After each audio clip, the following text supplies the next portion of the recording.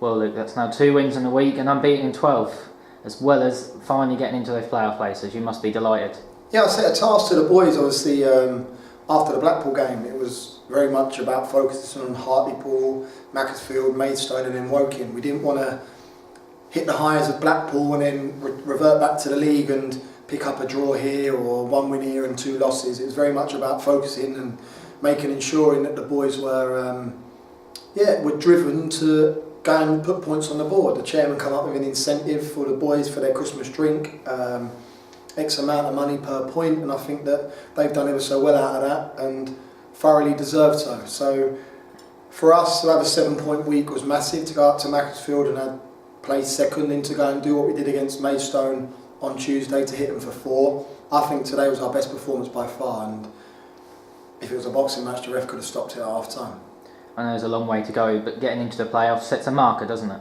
I think it does. I think that probably the work that we've done and the fact that we've now gone 12 unbeaten, we haven't been beaten since middle of September, which is a huge accolade for everyone involved at the club. That shows resilience, that shows an organisation, that shows a drive and a discipline and a non-complacent sort of attitude, because to go 12 unbeaten is no mean feat, and to have that as a local derby against St Albans, to have that in an FA Cup fixture against Blackpool, huge credit to the players.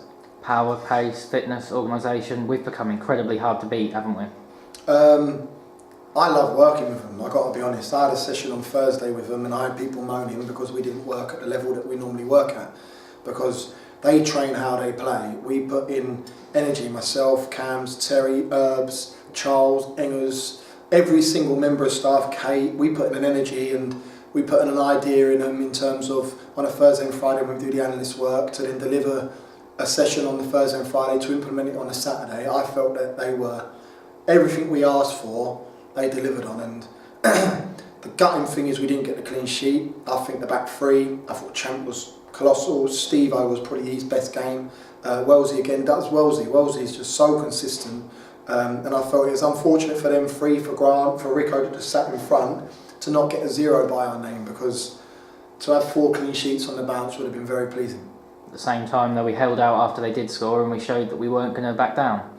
No, I think our game management's superb. Some of our clearances second half could have been better, but you can't put on a performance like we did for the 45 minutes and expect us to match that. I felt we didn't hit the levels we did in the first 45 minutes, but we should have been 4s or 5 out of sight. I think that Dan Holman's one off the line, Dan Holman's one where he's gone through clear on 6-yard box, Bruno's one, and it's just frustrating that we didn't put him to the sword. If we did, I think it would have been a nice, easier outlook at the game, but we didn't. Bruno got the second, and fortunate enough they got the goal late in the game that it wasn't going to be as tough to sort of balls back to front. It was about a minute and a half to play, and I felt that Kieran Merton managed it superbly. Angelo dropped back in there for Blair Turner, managed it superbly. So now again I have to say credit to the players. Champions goal as well shows once again we've got goals all over the park, doesn't it? Yeah, we've come for them on set pieces. We said that we feel that we can get probably a better return from them, because I think we had 8 corners in the first half to their none. That showed the sort of stats of final third entries in our favour. So, and then he's gone and met the ball, which we say start position, finish position. He's gone and met the ball with pace, and he's punched it into the back of the net. So it was very pleasing that he's got a goal. I think it's his first for the season, I believe. So we have got goals across the board in Kane, ricochets. Don't think Wells is yet to score, don't think Steve is yet to score, so they need to come to the party on that, but they're big boys, and when they do, when we put balls in the box, I think we can be more clinical. And in terms of the amount of chances we created as well, it shows that our sort of newfound defensive solidarity in the past month or so isn't harming what we do at the top of the field. No, it was questioned. It was saying that I questioned obviously a 0-0 against Hartlepool, a 0-0 against Macclesfield. It was looking at why we've come a little bit off the boil. Why aren't we as free-flowing, a little bit more fluid in terms of going forward? I felt today that was awesome. I felt that was our best game. For me, in the first 45 minutes, I think Woking are a good side. I think they've got good personnel, and I think on their day, like the Berry, when they're at home, they beat Essex the other week, and I think they didn't have an answer to what we offered up today, and I felt that the first 45 minutes was very pleasing. And Andrade's hit 10 goals and double figures for the season as well, and this is quite the achievement, isn't it? Hugely, yeah. Prior to January, he's still got half the season to go, 24 games, I believe. So add that to the trophy, add that to the FA Cup. If he don't look to hit 20-25 goals this season, I think there'll be something wrong, because I feel that he's a man that scores goals. He's a threat. Even when he don't score, he's a threat. He's always running the channels, always fronting people up. He's a pest 24/7. So credit again to Bruno. But yeah, he took his goal ever so well. Probably could have had one prior to that when he blazed over the bar, but no, he was awesome today.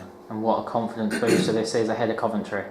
No, yeah, I think win, lose or draw today, I think the boys would have been confident. I felt 11 games. I had a conversation with a member of staff the other day about how this was probably our toughest fixture, and on reflection it probably was. The fact you go down to Maidstone and win 4-0, there's always that opportunity when football kicks you in the proverbial. So I think the reaction of the boys, the boys' non-complacent attitude was superb. Their discipline at times, and I give them information, they take it on board, and they self-manage on the pitch. They're leaders. I've got leaders across the board, and yeah, they're just a credit to this football club. I've enjoyed working with them. I'll enjoy setting them up to hopefully get a result up at the Ricoh Arena.